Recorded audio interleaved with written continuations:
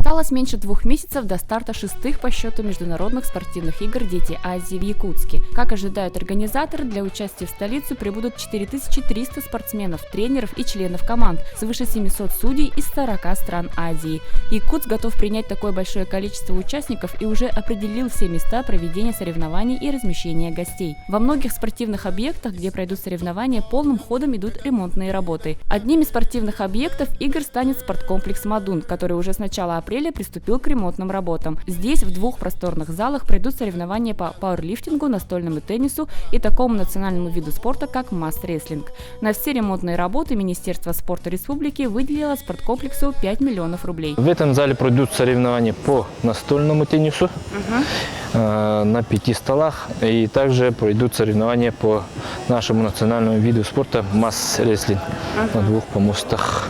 И спортивный инвентарь вот ближе к детям Азии будут? Да, зал оснащен экраном светодиодным, электронным табло. И у нас тут вместимость 350. Вместе с, считая вот эти передвижные дополнительные трибуны.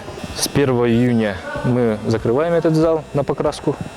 Здесь будут меняться стеклопакеты, покраска всех стен и покроем лаком паркет.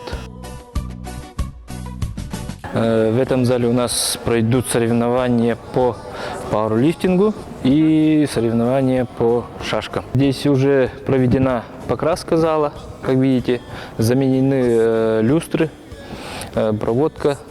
Также в раздевалках идет замена сантехники. Железные раковины у нас стояли, которые еще советских времен были. И у нас стояли тут перегородки из ДСП.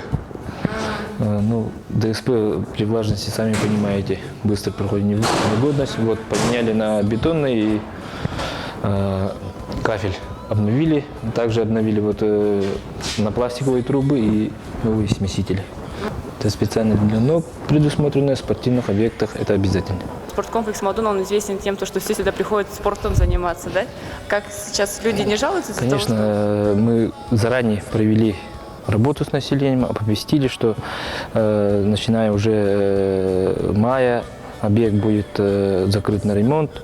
То, что предстоящие грандиозные спортивные мероприятия требуют таких больших работ в связи с этим. Но мы пошли навстречу, перенесли. Вот здесь был тренажерный зал полностью. И когда начали покрасочные работы, мы часть тренажера перенесли на борцовский зал. И когда здесь шли работы, население ходило в тот зал. А сейчас уже мы тоже провели работы. Работа по покраске, да, тоже. И уже приступили к ремонту тренажеров. Но люди с пониманием отнеслись, да? Это же все им Да. Но после игр, конечно, они придут в обновленный зал. Тут еще поменяли пожарную сигнализацию, все кабеля противопожарные, также поменяли систему видеонаблюдения. Сейчас уже на финишной прямой здесь работы ремонтные.